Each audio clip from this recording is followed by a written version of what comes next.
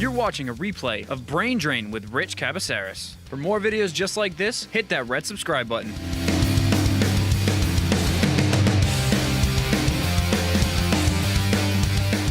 And good morning. You're listening to Brain Drain on the legendary 1480 WSAR. My name is Rich Cabaceres, and we are coming to you live from the Somerset, Massachusetts studios. We have some special guests here today.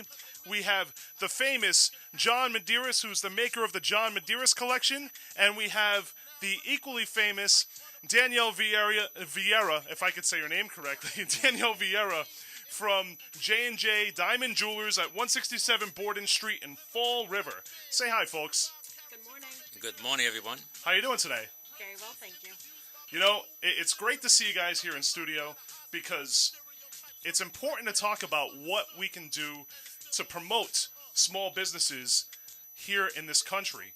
So I think there's no better way than talking to people who have actually achieved the American dream and done it in family businesses. So, John, tell us about what gave you the idea to become a jeweler. Well, I didn't have to become an idea to become a jeweler. I was forced into it. Something I didn't want to do, but the parents and the money, of course, you have to help out your parents. So I got myself involved in jewelry. So I've been doing it since 12 years old. Worked for different companies, designed and worked, learned how to make a piece of jewelry. And now it's funny because one of the things that's interesting about you is you're just a normal guy. You sit down and have a conversation with you. You're a great guy. You're great to have a conversation with, but you're very, very inspired. Would you say that that's the case? Yes, I'm very inspired, and I take pride, and I really enjoy what I do. To me, it's not work. To me, it's just like going to the office every day, and I design a piece of jewelry. We go out, we work with our craftsmen people, and we design beautiful jewelry, and it's all made in America. That's the whole purpose. You know, everything made overseas, here it's all made in USA. Handcrafted in Rhode Island, and made in USA. And you started your business kind of working your way into the business. Tell us how you started out, how you came, because you came from Portugal, right? You're an immigrant? Yes, I am. I came to this country, I was 9 years old. Me Wow. and 5 other siblings. Wow. With my parents. So we sold everything to come to this country, you know, to this beautiful country, flying over Boston. At that time, my parents, America's white. You know, we come from a tropical area to a white, to white Christmas. We didn't know. So, you know, it was a lot of hardships, leaving your hometown, everything that you knew since 9 years old. Even though we came to this country, my parents were not rich, we were poor. We came to this country to our families, and we're the last of the Mohegans coming here. And so I always try and help out my parents and see where's it go, to help them with extra money. With 5 kids, what's stuff for them too. Right. So I started working at a very early age. I was 10 years old. I worked at a farm, picking up rhubarb, and that's how I really got started. And then around I was 11 years old, I went to work at a different company, a jewelry company. And that's where I really got started with it. Now, from having conversations with you, you told me that you didn't finish high school. And that's kind of why I played the Notorious B.I.G. Juicy song, because he talks about dropping out of high school to achieve his dreams. Oh. And how he had to come from the hard life to work his way up. And you've kind of had to do the same thing. You've worked. Very true, yes. Not everybody, can go to college. Not everybody is a college material. But I really learned everything was hard knocks. I learned from experienced people that went to college that they were really experts, doctors and everything else. And I listened to these people, and I absorb everything that they say. Same thing with designers, and I try to, every time I worked with the designer, I was like a sponge. I try to sponge everything from them because that's the only way I had to get my college education from. Now, before we go to the commercial break, tell us about what it was like to create a business and build your own building and the hurdles that you had to go through to kind of go from polishing jewelry to actually creating jewelry. Yeah. So, go ahead. Well, when I started my business, I had no money. And I always worked with precious metals, and I wanted to get into the precious metal end of it. Unfortunately, I didn't have the financial backing to do the precious metals. So what I tried to do is the next best thing is step down a little bit, still use the beautiful stones that we do, and move and creating beautiful product. Everybody else was just trying to push the product out. I was always all my life has been how to make quality, and that's always been my passion, is make a quality piece of jewelry, not just put something out together. And that's what I enjoy doing. And this has never been easy to do. And everybody said, look at me, why is this guy, he can't make money doing this. You know, he uses CZs, he uses this. He says, this guy's going to go out of business. Guess what? They're all went out of business, and I'm still here. How about that? Like Started from the bottom, now you're here. All the way up, and with no money, a lot of hard work, a lot of sacrifice. I had a family, and support the family, and try to do my work. I was a general manager for one company. At night, had to work my own way up. I made extra money. I said, what do I do with this money? Buy a house or start the business the way it should be? Create my own jewelry, my own polishing work, my own stone setting, everything else I did. You invested in yourself. How about exactly. that? That's great. So you're listening to John Medeiros from the John Medeiros Collection, famous. We also have Danielle Vieira from J&J Diamond Jewelers. I'm going to get all that out in my mouth at some point in time. 1480, you can talk to these small business people who are facing the way that the economy has changed over the past. You both have been in business for 20 years, or at least 20 years. So tell us, to bring it back to you, and again, we have John Medeiros here in the studio from the John Medeiros Collection, jeweler that is distributing his work around the world, definitely the country, if not the world. We try to stick with the country. America's big enough. And we also have Danielle Vieira, and she is with J&J Diamond Jewelers, and she also distributes her jewelry around the country, if not the world, through her e-commerce business. Now, how do we get to purchase jewelry from you if we live in, say, Florida, Texas, Houston, Texas, which would be in Texas still, Missouri, California, somewhere along those lines? Sure, you can go to our website, JJJewelry, www.jjjewelry.com, and they can send you directly to our store. And if there's anything on the website that you like, we can get it for you within a few days. With a few days? Wow, how about that? So it's really, really cool because both of you are really working on how to distribute your product around the country. But the other thing that's really cool about you both is you're both family-owned and operated businesses, right? So, John, you're trying to bring in a third generation of people into your business. Tell us about that. Well, it's not easy. Today work ethics is not like it used to be. But we're trying to push them to how to become better. And I have my daughter. She's working, and she's a great girl. A little goes out of her way once in a while, but she's a great asset to my company also. And we have my sister. We have other people that work in our company. They're great. It's nice to have. And first of all, I'd like to thank you, Richard, and Danielle, for the opportunity to be here with all, discussing all this. I really appreciate it. And it's interesting because, first of all, you both are distributing your work around this entire country. You've realized that business is changing, and you've had to start appealing to people on the internet and people around the entire country, if not the world. So it seems like you're very nimble, and you work with people. And tell me about, John, before we go to that, I just want to kind of point out one more thing. Nina pointed out that she brings her child in to kind of help out and do inventory and stuff like that when she's not in school. Yeah, she does that, but she's still a little young for that. But I'm doing more babysitting than she's doing work. Well, but that's okay. That's how you get them involved into it. We did it too. Right, and how about that? How about teaching your child when they're young the value of work ethic? That's so important, and I appreciate that both of you are doing that right now, making sure that your business maintains its family-owned and operated status. Very true, and that's up to the parents, up to us to show them that. Now, do you work with just small businesses? Do you work with big box stores? What do you do in order to spread your collection? Big box stores. That's not where our focus is. Our focus is on small retail like a J&J Jewelry. Those type of retailers that their business owned, they're there every day. Who knows more about their business than them on their own four walls? You go to a box store, everything is imported. Everything else that you're trying to get service out of there, forget it. You'll never get service. Now, and that's why my focus totally is on small independent retailers. And we're talking to John Medeiros from John Medeiros Jewelry Collection, and we're also talking to Danielle Vieira from J&J Diamond Jewelers. And how can they, if people are interested in looking at your jewelry, I know they can go onto your website, right? And that's JJ Diamond Jewelers.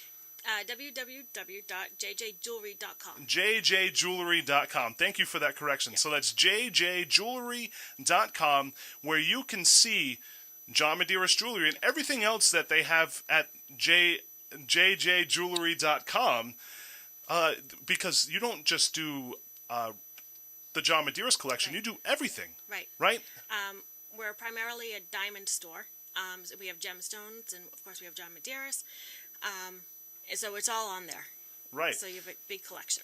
So you have a huge collection, and if somebody's not finding what they're looking for right away, you can help them out, right? Yes. I can direct you there, and then I always let everybody know that if they can't find it within the store, our local customers know I will order it for them, and I usually can pick it up, thanks to John, very quickly, and I'll have it in store for them. I'm all about service. We are small, and I like to personalize our service and get things for our customers very quickly. Now, the thing that's interesting about you is you go the extra step, and there's a reason for that. You're family owned and operated. This is the way that you make your income. So you're focused on quality. Right. You're focused on making sure that your client has a great experience the first time so they come back a second time. Yep. So if somebody is buying on the e-commerce site, Yep. can they send you an email and tell you that they're looking for something specific to kind of cater that to them? Is that available to them? Yep. They can email me as well as Facebook message me. Most of our regular customers Facebook message me on our Facebook page at all times. Things that they want, things that they need ordered, and I can do that pretty quickly for them. Believe me, trust me, she's in my office every other day. Every time I turn around, here she is. She's picking up some more jewelry. She's always picking up jewelry. Talk about service. You're right, and that's with him That's being what you really local, can't find today. J&J Jewelry, they're just on top of their game. They know what the customer wants, and she, like I say, she comes every once in a while. She's in my office. Every time I'm walking around, I'm in my office every day. Guess what I see? Danielle, you again. Have a seat. Now, it's really cool because you're not going to find that at a big box store with a minimum wage worker. You don't. A minimum wage worker is just looking to meet their quota, and that's it. You're looking to give people quality so they continue to come back. And that's exactly what you're both doing. We right? try to provide them the quality so they can turn around and sell to Right. their customers, and that's how we go. It's all about service. Right. Now, John, come over here and show me some of the jewelry and explain some of the jewelry if you can, and what makes it so unique purchasing it from you. So, As you can see, it's all garnet stones. This is the Cornish core that we designed with all this with the Cornish. Cornish means it's a part of the bamboo. It's a bamboo piece that I created and designed when I was in your country. And I came back and we did. It was very successful, very unique in itself. And now we added all kinds of stones, garnets, great for Valentine's Day. And you can find it at JJ Jewelry. And you also have the bijous. The bijous collection is just a kiss. Send somebody a kiss, your girlfriend, or your special person. That's why I created this whole collection with bijous. now can you hold those up so that way we can see it in the Facebook live cam? So this is right here. Oh, okay. Yeah, so hold it up right by your face, and that way people can actually As you take a can look see. at it.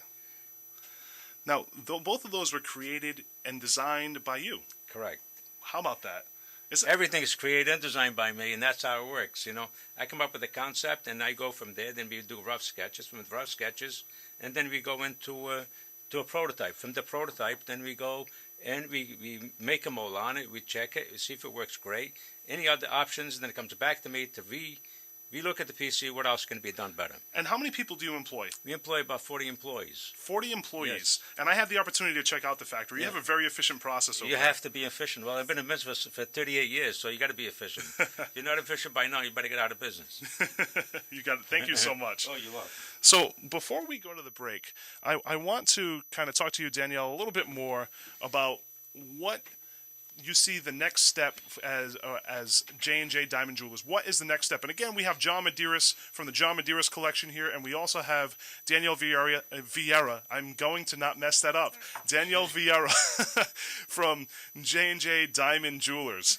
And tell us, Danielle Vieira, why or what are you planning to do to make sure that you continue to stay in business for the next 50 years, 100 years? we need to keep up with retail's changing all the time. The way people purchase things, the way people are shopping, people interests are all changing. So we just try to stay up to date with all that and do our homework, and always changing, always evolving. Well, I really, really appreciate it because you're also making sure that it's staying a family business. But Yep. on top of that, you're giving back to the community. Yep. You're an active member in your community. You're Yep. part of the Rotary Club. Yep.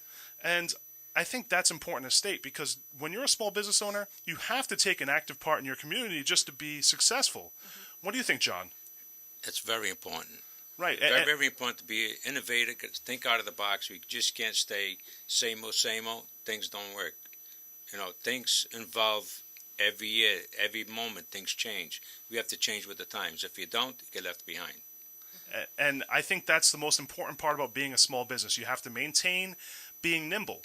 And that's the only way you can compete with some of these larger big box stores because they're trying to buy you out at every point they can. They're trying to make their prices lower than yours to push you out of business, but you both do an effective job of keeping your process so streamlined that you can bring affordable prices to the market. Not everybody wants to buy China goods. The reason to buy China goods is to compete on price, not in quality. Right. So you want quality, you have to see small retailers. That's what they specialize in. They're there every day, and they're trying to service that customer every day, and that's very important. You go to these big boxes, you can't get that. You can't even get service. You try to go in a big box to try to get somebody to help you. It's needless to say, but it is what it is. You're right, and the funny thing about this is you are bringing an American-made product to everybody's household at an affordable price with the service that people deserve. Mm-hmm. It sounds like the kind of service that people were getting in the 70s and the 60s that people are missing now because they're not going or as much to the small business owners. That's really important to you and your model, John, and that's important to you and your model, Danielle. Yeah. Danielle Vieira. Yes. My thing is make sure we make American product with quality, with a passion. When I make something, I have passion when I make it. It's not just making a piece of jewelry. Anybody can design something. But how to really take those designs and make them to reality and three-dimensional. Yeah, I think that's what gives the flavor. That's what gives the wow. Look at that. That's beautiful. I love when I see a person that's wearing my product. I look at it. That's stunning. I says, I really created that. To me, it's like walking. But when you look at somebody who's wearing it, it's just beautiful.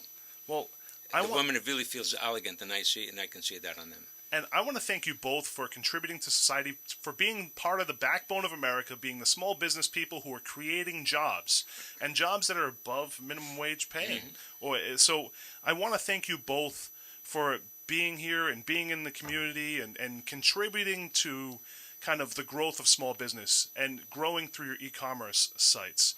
Now, again, if somebody wants to find the John Medeiros collection, what is the best way for them to do that? It'd be J&J Jewelry. You can go, right? Yes, you can go to J&J Jewelry. We sell to 300-something retailers. To become a dealer for John Medeiros, we just don't sell just to anybody.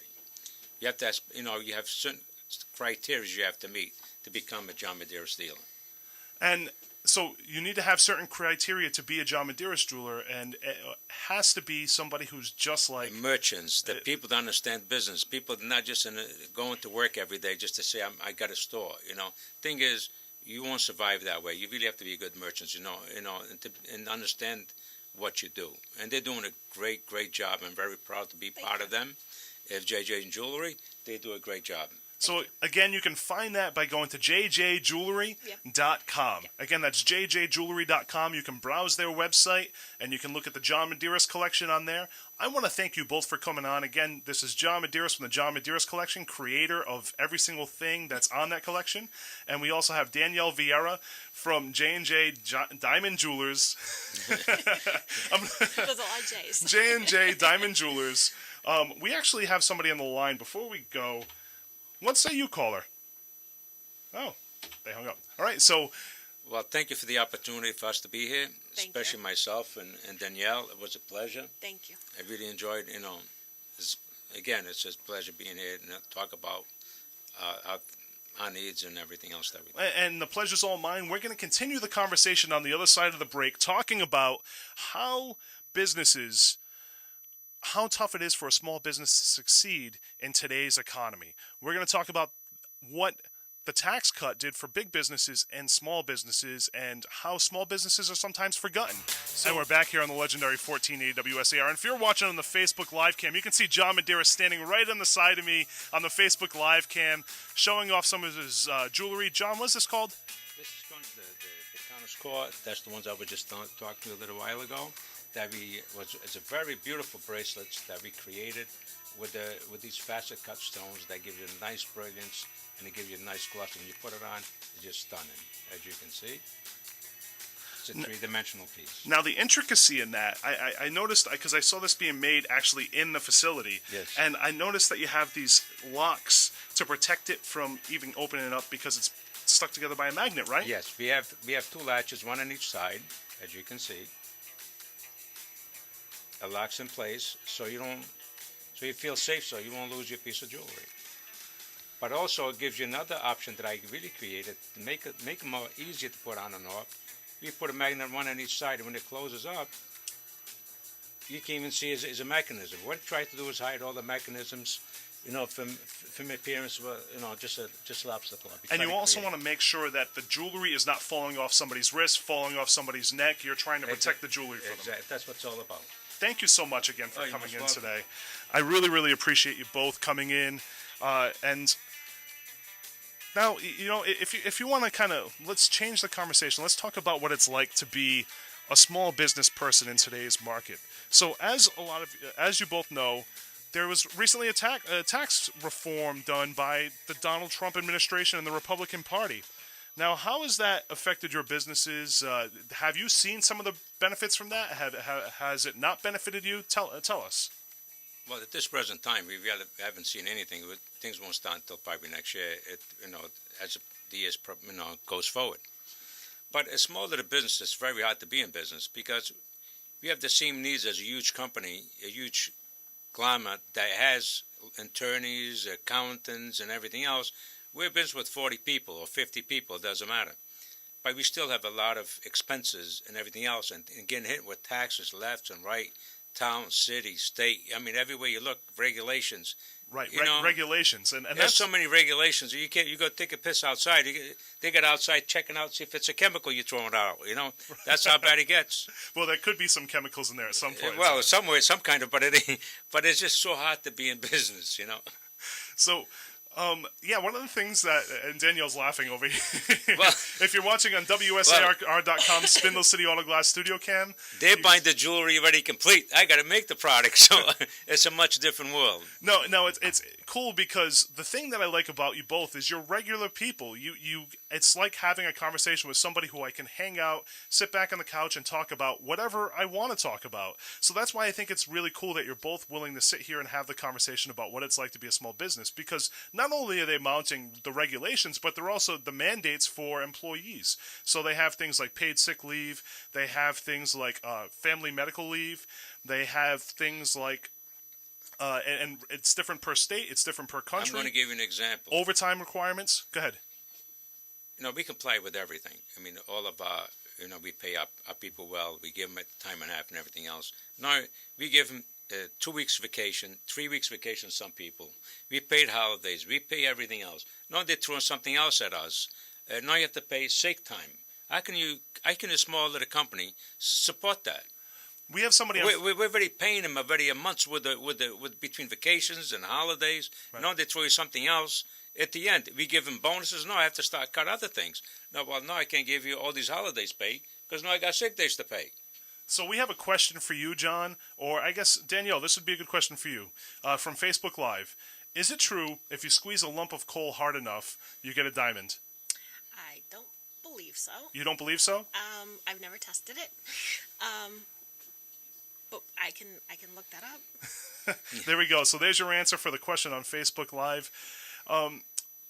And somebody commented that you had a beautiful piece of jewelry on the Facebook Live cam as well. And his entire line, if you go to the John Medeiros collection on jjjewelry.com, you can see the entire line and see the beautiful jewelry that John Medeiros here creates.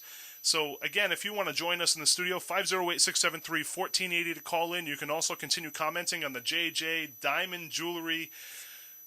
And it's funny because she laughs every single time I talk about it. J&J Diamond Jewelry Facebook Live cam, and you can comment below. If you're commenting and you're in a group, you might want to go to the Brain Drain with Rich. I can't even remember my own name. Brain Drain with Rich Cabacerius, something along those lines, and you can go there and you can comment below. So now we were talking about the plight of small business. Danielle, what are you experiencing? So to kind of clarify, John, you're based out of Rhode Island. Danielle, you're based out of Massachusetts. What are some of the things that you're dealing with to kind of make sure that you're kind of in compliance with the laws that are changing? Now they're talking about a $15 minimum wage, which doesn't really apply to you. Paid family sick leave, and some of the employee benefits. I know they had one if you're a salary employee and you worked over a certain amount of hours, you had to be paid overtime. Are any of these affecting you and your small business? Not for us, because we're so small. It's just Sharon, myself, and Heidi. But I can see other small businesses that it is affecting, and it's affecting greatly. As John was saying, trying to keep up with the changes and trying to keep up with the cost of the changes, I know is really hurting small businesses. And, if you're a small business at home, you can call in 508-673-1480. If you're at your small business right now and you want to talk and join the conversation, tell us about some of the things that you face. Or if you work for a small business, 508-673-1480. You can also comment below on the Facebook Live page. If you're working for a small business, you don't want your boss to hear you, close your ears, John and Danielle. You don't want your boss to hear you. Use your superhero rasp. They won't recognize you. I don't promise that, but they won't recognize you. 508-673-1480. You can join the conversation. And my guest in studio is John Medeiros from the John Medeiros Collection, from the capital of the world of jewelry, and he's located in East Providence, Rhode Island. East Providence, Rhode Island. Used to be the jewelry capital of the world. All right, and because of the... Well, I'm still here, still the jewelry capital of the world. So you're the jewelry capital of the world. Well, there's not many makers anymore. Everything's gone. And we have Danielle Vieira from J&J Diamond Jewelers. And she is here as well, and we're talking about small businesses and the things that people face when they start a small business, or how they're sometimes forgotten even though you're the backbone of the economy. So recently we had this tax reform that was passed by the Republicans in House and Senate. It went back and forth a little bit, and there was some real discussion about things like pass-through organizations, S-corps, LLCs, and how they were going to, what their tax reform was going to look like. And unfortunately, they didn't get some of the credits that corporations got. Corporations had huge tax cuts, and some of these LLCs and S-corps, which I'm assuming both of you are either an S-corp or an LLC. Is that correct? Yes, it is. And if you don't know what an S-corp or LLC is, it basically limits the liability and it creates a corporation so that way you can hire employees and stuff like that and protect your personal assets unless you do something criminally illegal. Mm-hmm. But the good thing about an S-corp or an LLC is you still have the opportunity to draw a paycheck from them a lot of the time, and you have the opportunity to have a board in some cases. S-corp or LLC, it's depending, but it's the type of thing where it allows somebody with a small business to succeed, because to start a C corporation, a true corporation, you would pay an arm and a leg in taxes and attorney fees and all this other stuff just to be able to get there. And have you looked into that before? Yeah. Starting a full corporation? I am a full corporation. Oh, so you're a full corporation, not an S. Okay, so tell me about what it's like starting a full corporation as opposed to an S corp or an LLC. Well, it's not an easy thing. It's very costly. There's a lot of different things, different wheels that turn at the same time. That you really have to be on the game too. So that's why you need a good attorneys, you need good accountants to get everything up and running for you. You can't just do it yourself. As you have 2 or 3 employees, there's a lot of regulations, a lot of different things you have to go on. It's a great thing. These tax cuts, it's going to help the small businesses also. That's very, very, very important. So you're enjoying these Donald Trump tax cuts right now? Because I'm not enjoying it yet because I haven't seen any results yet. But we'll see when it comes in. But I'm pretty sure it should be good. Versus paying 39%, you're doing 21%. That's a big savings right there. Yeah, I'd say so. To help to invest again in my company and other things that we need to do. So yeah, tell me what you're thinking about doing with the savings that you're going to generate from these taxes. Well, I think it would be better to compensate my employees better, or to give them maybe extra bonuses or whatever we can do. Anything that we can get from them as a cut, we can turn around, either buy a new piece of equipment to make things better, and plus you have to invest in our employees. That's the heartbeat of a company, is our employees. Now, you weren't paid by the Donald Trump administration to say that, were you? No, I wasn't. No. Okay, just checking. No, this has been my life. So I was an employee too, so I wasn't.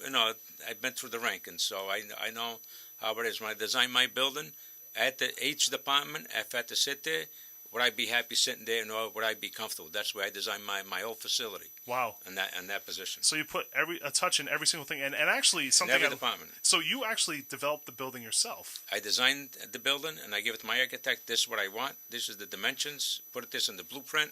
And I was a general contractor to build that company. So you didn't only design all your jewelry, you also designed the building Yes. that your jewelry is being made out of. They thought it was crazy, but I put everybody together in a room. This is what I got to do. Who's first, who's second? Now, what about you, Danielle? Do you think, have you talked to your accountant yet? No. No. Okay, so hopefully we're going to see some savings for you as well in your upcoming taxes because of this tax reform. Now, that's great because it allows you to reinvest in your business, right?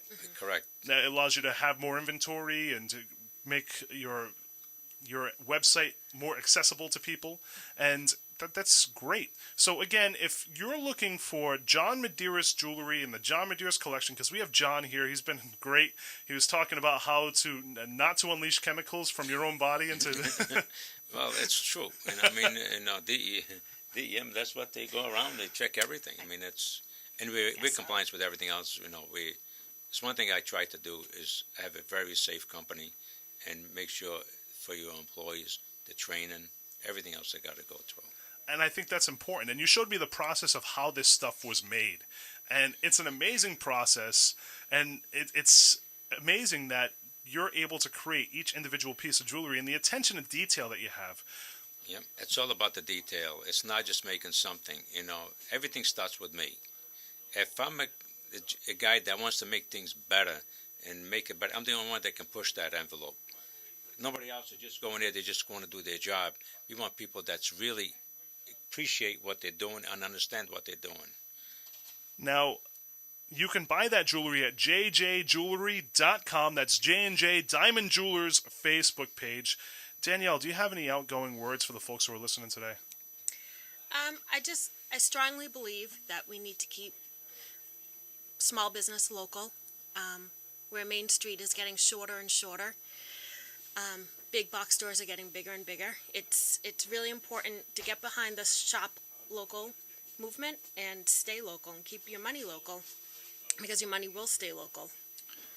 It's not only helping the retailer, it's also helping me. That means more product I have to make, more people I have to hire. Stay in America, make America look good.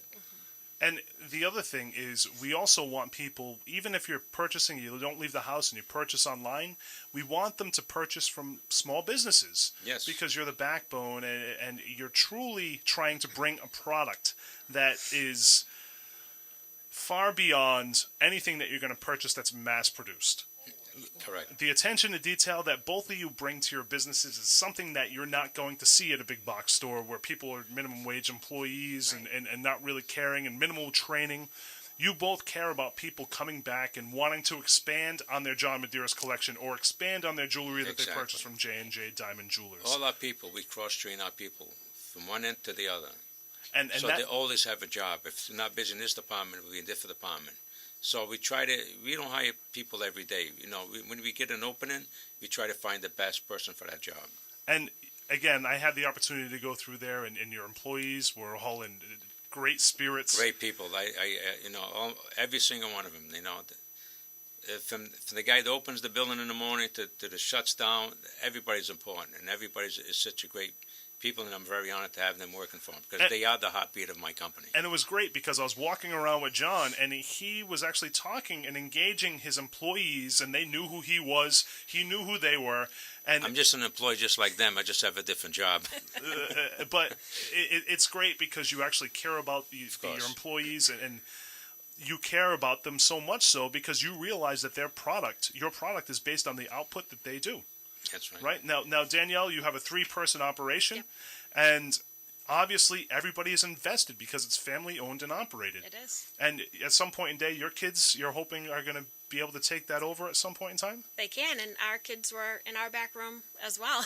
And I Both hope of all them. your listeners will go to J&J Jewelry and buy a piece of John Medeiros or anything else that they have, because they are great merchants. Thank you. And you can actually go in the facility at 167 Borden Street in Fall River, Massachusetts, and they have a great kind of area with John Medeiros. I don't know, what would you call that area? It's a select. They have an entire selection of John Medeiros Yep. jewelry, but what would you call that in a store? It's That's a little boutique.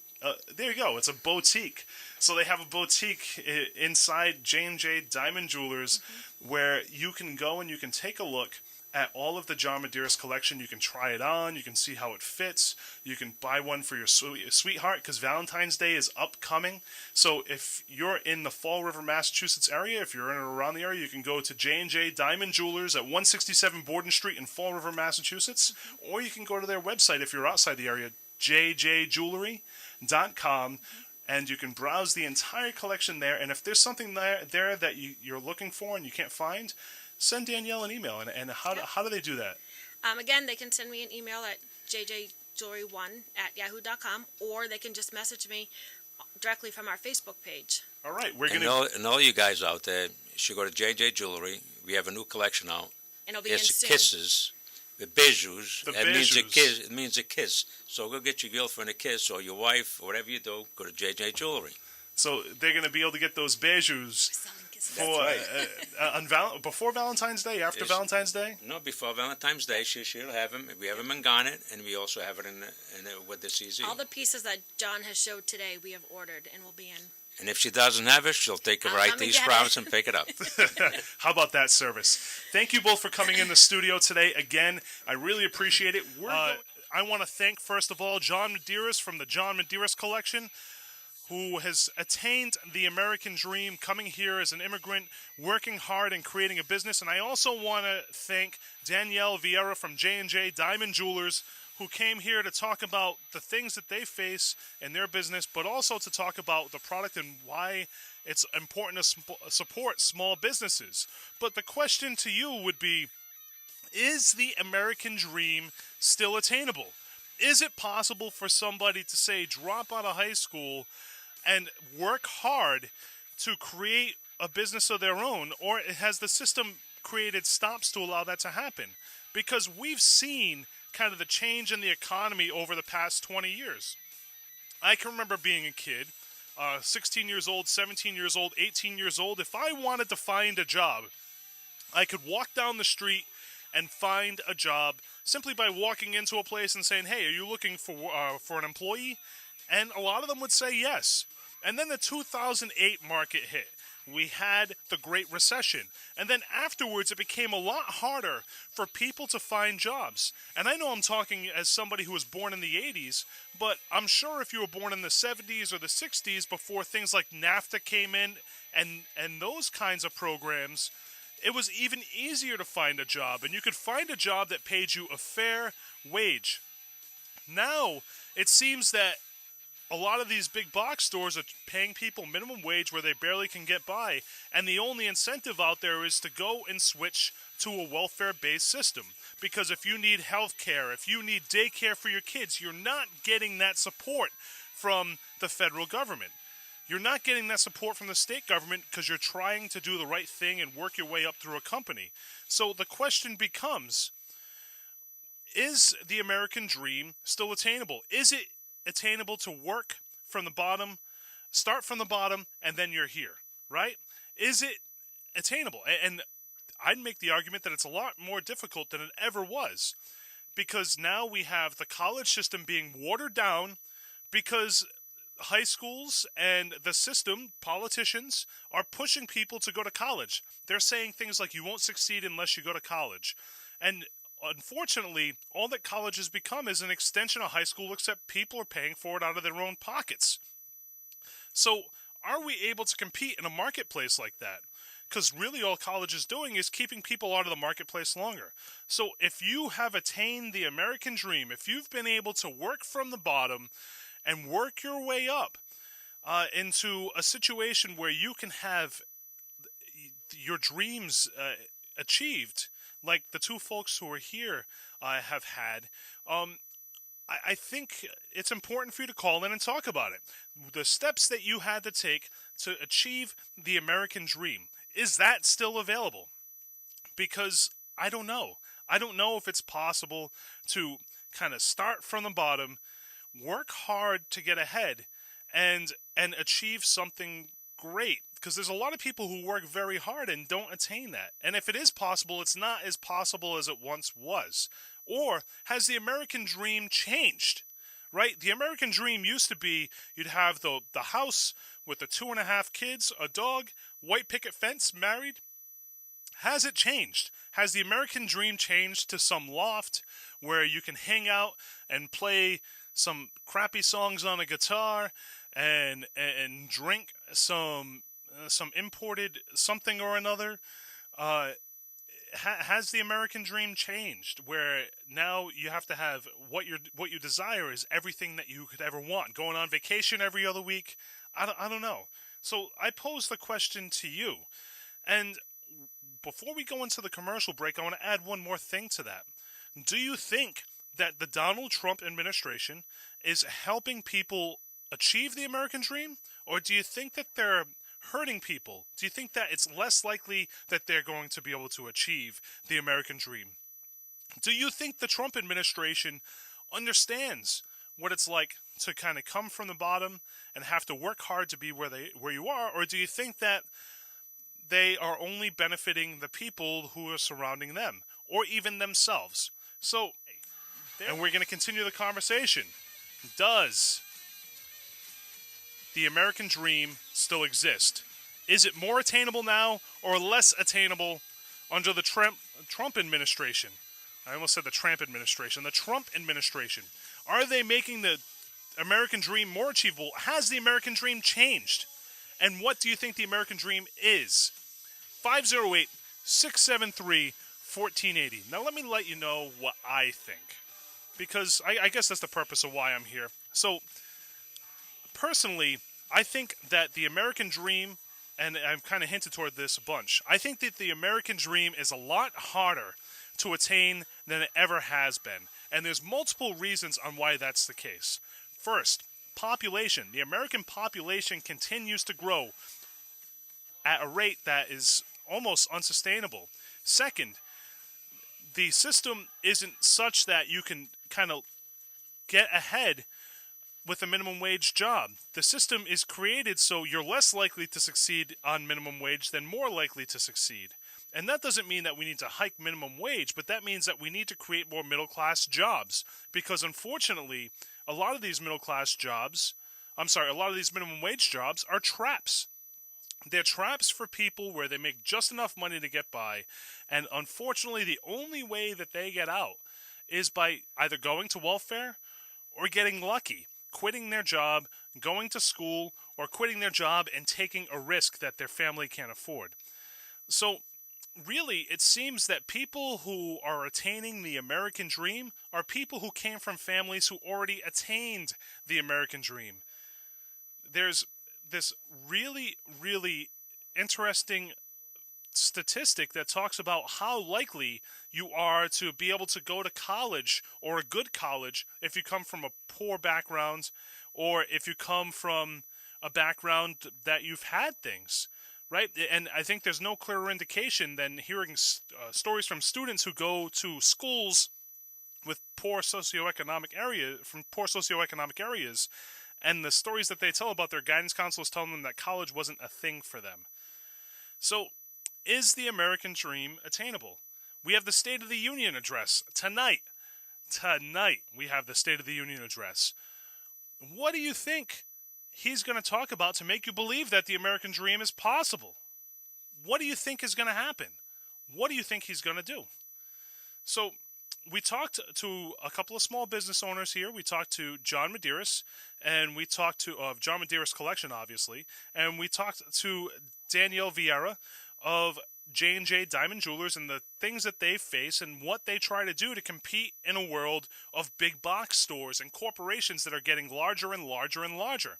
And there's two things that I heard constantly out of their mouths. They are trying to bring quality, and they are trying to make sure that they provide the service that nobody else can because they are bringing the service to you directly. So they're able to go out of their way to go pick up the jewelry that you deserve, or they're able to go out of their way to pick up whatever you need if they're a small business owner to make sure that you're satisfied, for the sole purpose to make sure that you come back. Now, think about that, because a lot of times people are going to these big box stores. I know I've talked about businesses like Sabre TV, who's been in business for over 30 years, and he's competing with big box stores, but they're still bringing prices to you that are lower than everybody else. And you have to ask yourself how they're able to achieve these things. How are they able to kind of make sure that they're competing in a competitive market without the revenue to support them, without the employees to make sure that they're able to succeed? Because one thing is for sure, if a small business makes a small mistake, it could put them out of business. No doubt in my mind, if the folks over at Prestige Automart or Avos Feast or Agoros or at Vic's Car Wash make a small mistake, they're going to be out of business. So they are riding on making sure that they have an efficient process that continues to grow year over year. And the only way that they're going to continue to be able to grow is by making sure that they're on point all the time. Now, big corporations, it's a different story. They make mistakes all the time. They have research and development. They're able to afford loss. They're able to afford to pay for risk. So, do you think that a small business owner, if you want to become a small business owner, you have all the opportunity in the world to succeed? What say you? Good morning. You're on WSAR. Good morning. Two things. Sure. As far as Donald Trump, Yep. the American dream, I think the American dream has always been there. We go through ups and downs in government. We go through the flavor of the week, the flavor of the month, the flavor of the year trends. And I'll give an instance. For years, taxation, more taxes, more taxes. We see that everywhere. He has reduced the tax rate. Corporate America is happy with that. And if they follow through and do their end of the bargain by turning around and investing in infrastructure and equipment and hiring American workers, maybe turning around and putting some money into investing between colleges and universities and their companies to train the workforce so they'll be up and running for their particular industry, I think it's a win-win. The bottom line is we have to compete with the rest of the world, and you can't tax people to death. I mean, it's like when you buy your car, you got a sales tax. Then you have an excise tax you got to pay every year. And then you pay taxes on the gas when you go on a road. And then you got to pay taxes on the inspection sticker. So I think you bring up a good point. It is what it is, but we're taxed to death in this country. And it has to be business friendly, and they still have to look at the average family that has to put food on the table. So I think you bring up a good point. The question is, the taxes pay for a lot of the programs that people are able to take advantage of and help their lives be easier. Now, what programs do you think we should downsize on to help afford this? And I'm obviously arguing the opposite side of your argument just to hear what you have to say. Whether I feel this way or not is a different story. But this is a point that the Democrats bring up. I think cities themselves have to take some responsibility. And I'll give an instance. A place like Fall River, wonderful place. But I think in the city of Fall River, if you went to the parks, you landscaped them, you put brickwork in there, you put ponds in there, you made it very friendly for the average city person that resides in the city to go there, relax, read a book, enjoy their family. It shouldn't have to be, if they want to enjoy themselves, they have to drive off someplace to a national park or someplace to a special venue, spend a lot of money, and come back home. But most cities in Europe are very, very livable. But that costs money. Most of them were wiped out in World War II. But they were rebuilt, and they were designed with the people in mind. But that costs money. I think that's one area we should invest our money in. You know, I think you're right, and that costs money. But ultimately the question is where does that money come from if it's not coming from the taxpayer?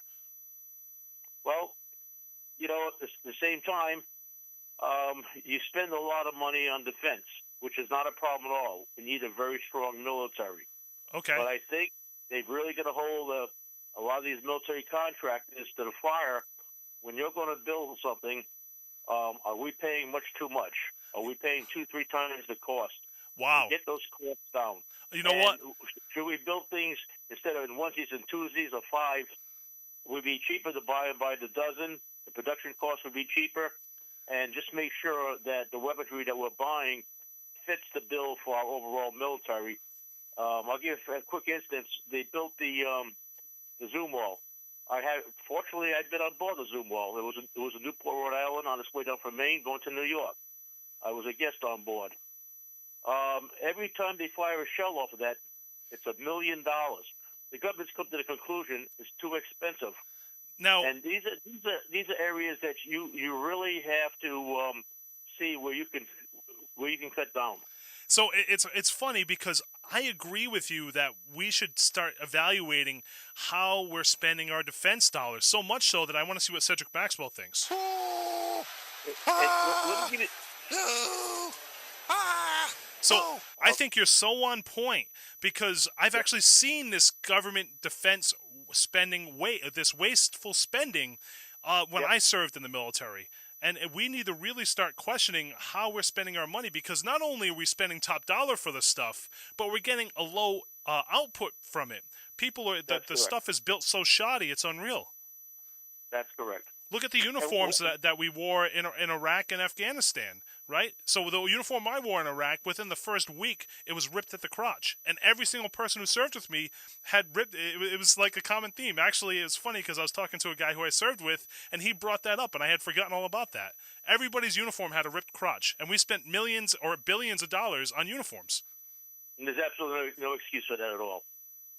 Right. It's not like clothing. It's not like clothing is something brand new that has to be worked out. I mean, clothing has been around for millions of years. And they had this pattern that made absolutely no sense. You couldn't hide anywhere with this pattern. And you could see that it was just a money grab from somebody who probably knew somebody in the government. Well, could be that. Also, a combination, the so-called low bidder. But sometimes the low bidder, if the quality's not there, then it's not really the low bid. In the long run, it's more expensive. Thank you so much for your points. I think you kind of drove the conversation into an area that I wasn't planning on it, but I think it's important to talk about. Thank you for your comments. Thank you very much. Have a great day. You're doing a good job. Thank you so much. Have a great day. Okay. And on Facebook Live, on the J&J Jewelers Facebook Live cam on the stream below, somebody said, and then they made us wear old green uniforms because they were fire retardant. And I can remember that, the Nomex suits that they were forcing us to wear because vehicles were catching fire, and they said that they were fire retardant. So they spent all this money on uniforms that made no sense, and then they had us back in the green uniforms in the desert. How about that? You're live on the legendary 1480 WSAR. Good morning. Hey, good morning, Rich. How you doing? I'm hanging in there. When you talk about the military, there was a good movie. I think it was an HBO movie several years ago. It starred Kelsey Grammer in a serious role. This is based on reality, not fiction, about an armored personnel carrier the military was having built, that the Israelis would not accept these armored personnel carriers until they were modified because they were determined to be unsafe. Wow. So it was good enough for Americans. It was safe enough for our troops. Right, it was good enough for Americans, but it wasn't good enough for Israelis. Yeah, well, I guess they cared more about their troops than we do. Heard on the news today, our involvement in Afghanistan is now reaching the $1 trillion mark, and still 40% of Afghanistan is under the control of the Taliban. Now, one other thing that I want to add to that is the opioid or the poppy export has continued to grow year over year, and Afghanistan, the country, is still making a lot of money on people getting addicted to drugs. Oh, sure. But, some of this corruption in terms of military spending is not something new. I remember my father saying during World War II he went over on the troop ships, to pass the time, they take their life jackets, throw them overboard, and watch them sink. Yeah, I think it's important. I'm going to let you make a final point, and then we're going to get to the next line because the lines are lit up. But as for the opportunity, I think there's a lot of delusion in the Trump tax plan. First off, they're not talking about raises. They're talking about bonuses. Whether they actually give them or not is another question. There's no real talk of hiring. As a matter of fact, a lot of these companies are laying off. And then we see some of our major companies in trouble now. GE, read about Ford is in trouble. You look at the Ford, you're making up the pickup truck, which they make a good pickup truck. How many people are you going to get to buy a pickup truck? After you bought it, you're not going to race and buy another one, are you? I think you make a fair point, and that's a question that I think we're going to ask the next caller. So thank you so Take much. care. Have a great day. You're live on the legendary 1480 WSAR. Good morning. Good morning. How you doing? Pretty good. Thank you. Good to hear. What say you? Well, I wasn't going to mention this, but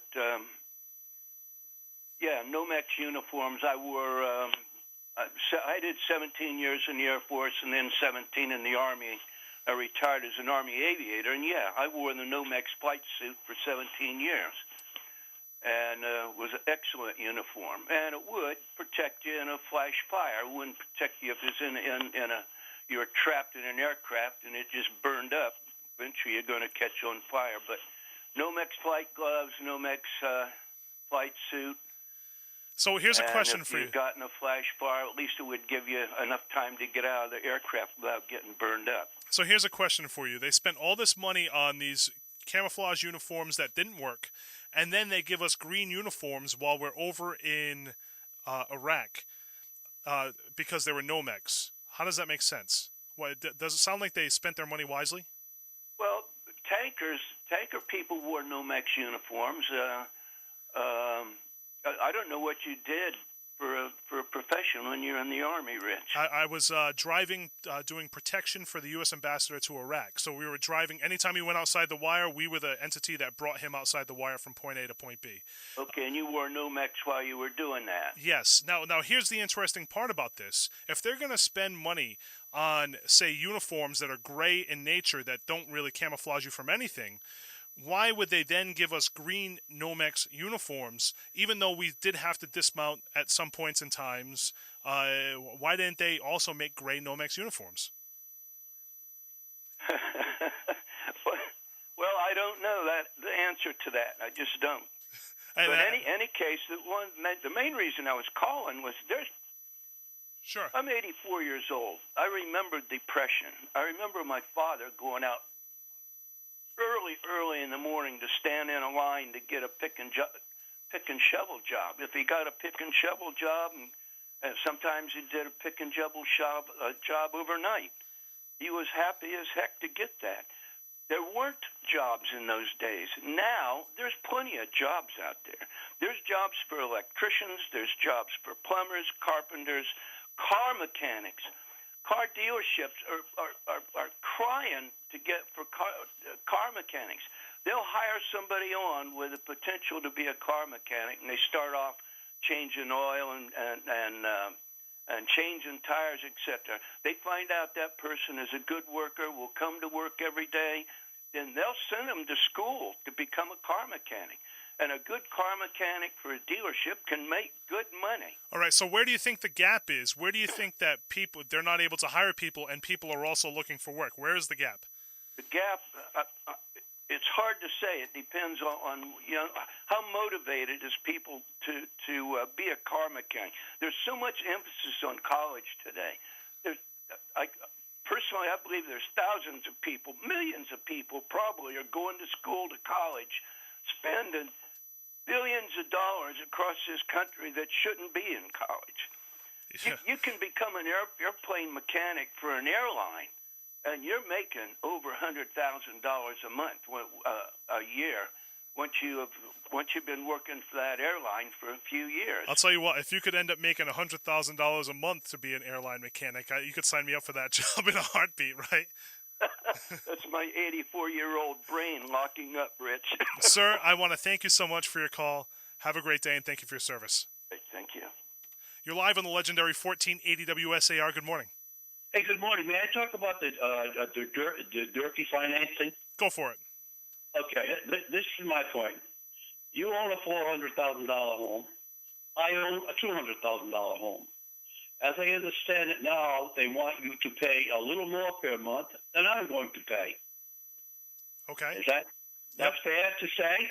That's exactly what happens. If you have a larger house, you would pay more taxes. Then I'm going to say this to you. If you have a child in kindergarten and I have a child in kindergarten, are you getting your child getting more money, or is my child getting more money, or are they getting the same money? Well, here's something that I kind of want to portray, that something that should be looked at. So first of all, I think that we need to find any means necessary to finance this thing, but they're talking about doing away with the $2.5 million in revenue in trash bags. Right now, that's being talked about, which everybody is paying around the entire city. And what's going to happen when that goes away is businesses and people who may have larger houses are going to end up paying more money than everybody else in the city for the new high school. So I think that the cost should be borne by everybody across the board. And I think the debt exclusion should be the last possible effort that's done. Do I think a debt exclusion is necessary? Yes. But I hear what you're saying, and I agree. Be equal. We each all pay the same amount in our tax. And you know what? If it's going to be $30 a month, we all pay $30 a quarter. We all pay $30 a quarter. And you know where you do that? You do that in the trash bag system, the way that it currently is. Okay, and I also want to say, if you recall, we build schools, classrooms are so many square feet per child. And the reimbursement, when the money comes down, is per pupil. The money follows the student if they're going to go to another system on the Chapter 70 money, and that's all equal. That's the same across the state of Massachusetts. Why does the payment here have to be unequal? Because there isn't, and this is me taking a kind of look at it, kind of stepping back. There isn't a mechanism other than things like the trash bag to allow everybody who's in the city to help share the cost. So ultimately what happens is when it's just pushed as a debt exclusion, it's based on the percentage of your what your house is worth. And that's it. Well, I'm just going to say that I just think people ought to take a close look at that, and we all pay the same amount of money. So, and again, thank you so much. And I want to be clear. I think the debt exclusion is necessary, but I think when it comes to using the debt exclusion, it should be the last thing that we use. And doing away with other revenue-generating things and using a debt exclusion instead is actually unfair, because I think the caller is right in one sense. Everybody is benefiting from a school, so everybody should be paying for it. The businesses should not be paying 100% of the burden, and the residents who have larger houses and pay more taxes shouldn't be bearing majority of the burden. I think every resident in the city of the Fall River should be bearing the burden, because ultimately they're experiencing the benefit. You're live on the legendary 1480 WSAR. Good morning. Good morning, Richard. How you doing? I'm doing great. How are you doing? I just want to make a comment on your previous call when he's talking about education training, and it's ironic, and sure, don't take this the wrong way. No problem. It's not that easy to become an auto technician today. Right. The days of just points and plugs, that's over. Yeah, I think that's fair. And I think there's another gap. I think where the gap is we have an entire generation, my generation included, who was told they could be whatever they want to be, which translated to you. If you talk about a car dealership, they're not going to hire you unless you're a certified technician. Yep, and so let me finish my point. So when you're told you can be whatever you want to be, naturally the assumption is you don't have to do something that you don't want to do, meaning that people don't want to work jobs that they don't want to work. Where I can remember the generation before me used to work jobs that they hated in order to pay the bills. That we don't see that anymore. I mean, even your privately owned mechanics, they're technicians now. Things are not like they used to be. I mean, try to change your own some vehicles. You have to put some of these vehicles on a lift to change the oil. Yeah, the days of getting underneath there, you can't do it. And now people wear gloves because they're realizing the negative effects of oil being on your fingers and your hands. That's right. I mean, so I understand what he's saying, but Let's say you go to a Toyota dealership. They're not going to hire you just to change oil. You have to be a certified technician to get in there and work. And yeah, you do make good money.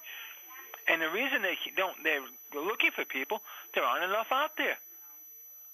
Okay? I think that's fair. Take care. Have a great day. It's not. So, I think it's important to talk about what has happened. Why are we spending all of this money, this unnecessary money, just making people more wealthy? I want to get back into the defense spending. And I know we have a few minutes left, and I think it's important to kind of drive the conversation this way. Right now, we have these people who are winning defense contracts who are giving subpar product. And unfortunately, the people who suffer are the soldiers and you, the taxpayer, because you are paying for this, right? So we have to really think about, what are we buying?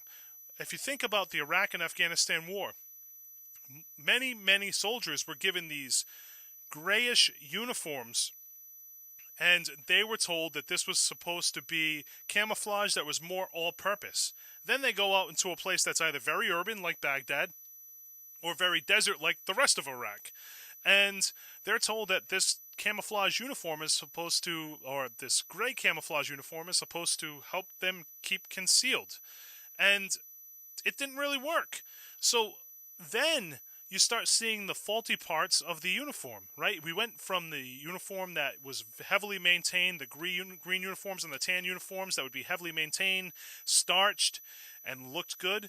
And then we went to this gray uniform that fit like pajamas and felt like pajamas. It was probably the most comfortable uniform I ever wore. Suede boots we didn't have to polish. That was nice. But the first week that you had them, there was a tear in the crotch. And every single person that I was with, within the first month, they were walking around with holes in their pants because the uniforms were built so poorly. And this is just one example of the wasteful government spending that happens in the defense budget, and we just continue to throw money at it, right? We have these private contractors. There are people who are going out there doing the same job that a soldier can do, making 5 times more money. There are people outside or in Afghanistan right now or in other countries who are making food.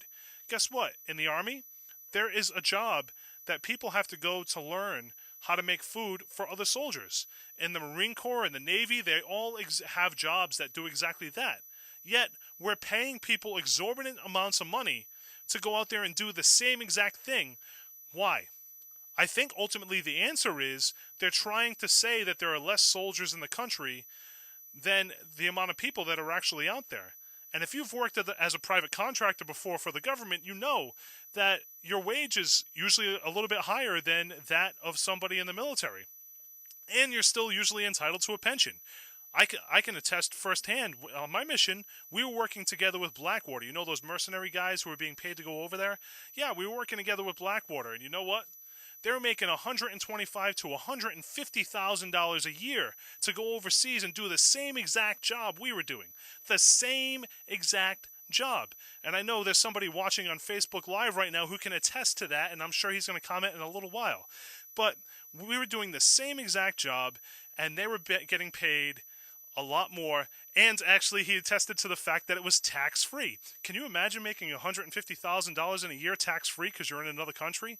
Now, granted, they didn't get the pension and stuff like that, but they made 5 times more money.